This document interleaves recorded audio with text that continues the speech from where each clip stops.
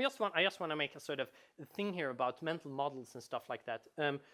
It's very interesting. We think that we sort of see when we look around here in the room, we sort of see reality as it is. We see this sort of high screen photo, or whatever thing is. But when we look at each and everyone's faces, now I'm gonna get uncomfortable looking at everyone's faces. We sort of suddenly get, oh, that's him, that's her, that's her. You just get that instantly. You recognize a person. But if someone were to describe to you someone in this room just by saying, oh, dark hair, some beard, it would be very hard to what are the defining features of this person? You don't really know that.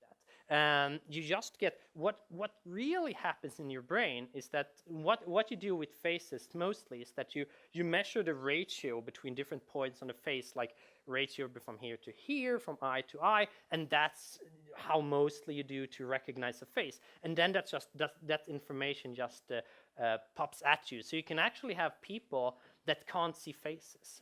They would look at an audience and they'd be like, shit, this is, it's just a bunch of similar looking. So there's some, some black hair, some little hair, some beard. And, if they look really close, they can say, okay, some glasses here as well. They can't do that. We think of that as like, it's the simplest thing in the world. We really do not think about and anything else, but there happens so much in our head that really is beyond what we think about. So a simple example from psychology is that you enter a restaurant and you have a sort of intuitive rules of how a restaurant works. You don't go into the kitchen.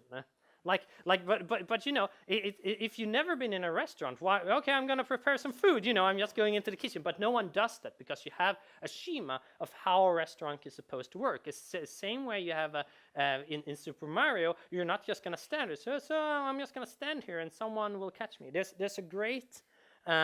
Or come and get me, so I don't want to go here alone.